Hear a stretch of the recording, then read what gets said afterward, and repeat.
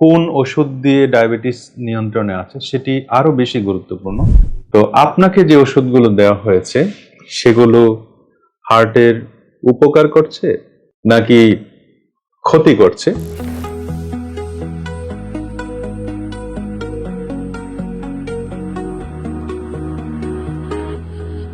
একটা সময় ছিল আমরা ডায়াবেটিস নিয়ন্ত্রণটাকে খুব বেশি গুরুত্ব দিতাম। এখন নিয়ন্ত্রণ অবশ্যই গুরুত্বপূর্ণ, কিন্তু কোন ওষুধ দিয়ে ডায়াবেটিস নিয়ন্ত্রণে আছে সেটি আরো বেশি গুরুত্বপূর্ণ। কিছু কিছু ওষুধ আছে সেগুলো হার্টের জন্য অনেক উপকারী। কিছু ওষুধ আছে হার্টের কোনো উপকার করবে না, ক্ষতিও করবে না, কার্ডিওভাস্কুলার নিউট্রাল আমরা বলে থাকি। কিছু কিছু ওষুধ আছে হার্টের জন্য ক্ষতি করে থাকে। তো আপনাকে যে ওষুধগুলো দেওয়া হয়েছে সেগুলো হার্টের উপকার করছে নাকি ক্ষতি করছে সেটি কিন্তু জানার দরকার আছে। তো হার্টের বিষয়টা ডায়াবেটিসে আক্রান্ত রোগীদের ক্ষেত্রে খুবই গুরুত্বপূর্ণ, কারণ ডায়াবেটিসে আক্রান্ত রোগীদের শতকরা 100 জন রোগীর মধ্যে 70 জন হার্ট অ্যাটাকে মারা গিয়ে থাকেন বা অন্যান্য হার্টের সমস্যার জন্য তার জটিলতা তৈরি হয়ে থাকে। তাহলে হার্টের প্রোটেকশন দেওয়া এবং কিডনির প্রোটেকশন দেওয়া ডায়াবেটিসের চিকিৎসার একটি গুরুত্বপূর্ণ পার্ট।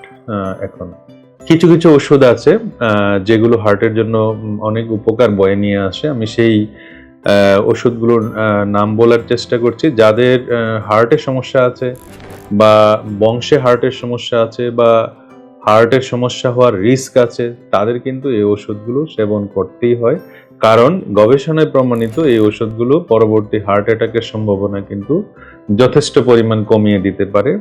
এর মধ্যে প্রথমেই আমি যেটি বলবো, যে SGLT2 ইনহিবিটর এই গ্রুপের যে ওষুধগুলো, যেমন এম্পাগ্লাইফ্লোজিন, কানাগ্লাইফ্লোজিন, ডাপাগ্লাইফ্লোজিন, এই গ্রুপের ওষুধগুলো হার্ট এবং কিডনির কিন্তু খুবই উপকার করে থাকে।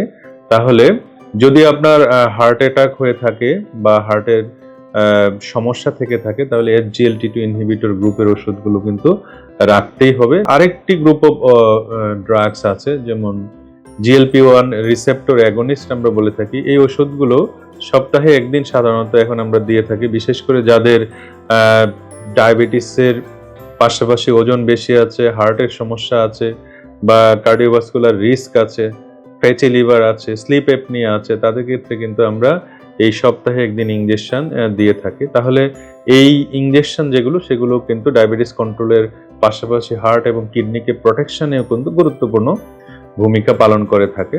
আরেকটি গ্রুপ অফ মেডিসিন আছে, যেমন পায়োগ্লিটাজোন। এই ওষুধগুলো আমরা এখন খুব একটা ব্যবহার করিনি, কিছু পার্শ্ব প্রতিক্রিয়ার জন্য এগুলো উইথড্র করা হয়েছে। তবে এদের এই গ্রুপের একটি এজেন্ট, যেমন পায়োগ্লিটাজোন, এগুলো এখনো সারা পৃথিবীতে প্রচলিত আছে। আমাদের দেশেও পায়োগ্লিটাজোন পাওয়া যায়, সাধারণত ইনসুলিনের রেজিস্ট্যান্স কমানোর জন্য, এবং যাদের ফ্যাটি লিভার আছে তাদের কিন্তু এই গ্রুপের ওষুধগুলো খুবই ভালো উপকার করে থাকে। এছাড়া এটি কিন্তু হার্টের জন্য অনেক উপকারী। তবে এই ওষুধগুলো যদি হার্ট ফেলিওর থাকে, সেক্ষেত্রে এই ওষুধগুলো খুব সতর্কতার সাথে আমরা ব্যবহার করি, কারণ এটি আমাদের শরীরে পানি ধরে রাখে এবং সেখান থেকে কিন্তু আরো জটিলতা হতে পারে। তবে এই ওষুধগুলো কিন্তু হার্টের জন্য উপকারী, তবে কোনো কোনো ক্ষেত্রে সেটি হার্টের ক্ষতি করতে পারে। সেটি অবশ্যই ডাক্তারের পরামর্শক্রমে তারপরে এই ওষুধগুলো আমাদের সেবন করতে হয়।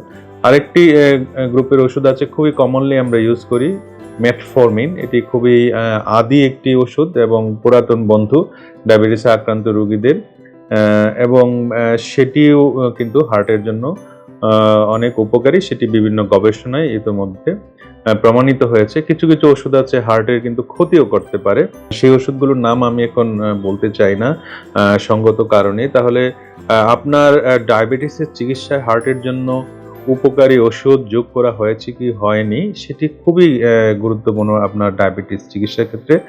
আপনি একজন এন্ডোক্রাইনোলজিস্টের পরামর্শ নিলে অবশ্যই আপনার সার্বিক পরিস্থিতি বিবেচনা করে এই ওষুধগুলো যোগ করার দরকার আছে কিনা সেটি নিশ্চয়ই তিনি বিবেচনা করবেন এবং সেই ওষুধগুলো প্রেসক্রাইব করবেন। ভালো থাকবেন সবাই, ধন্যবাদ সবাইকে।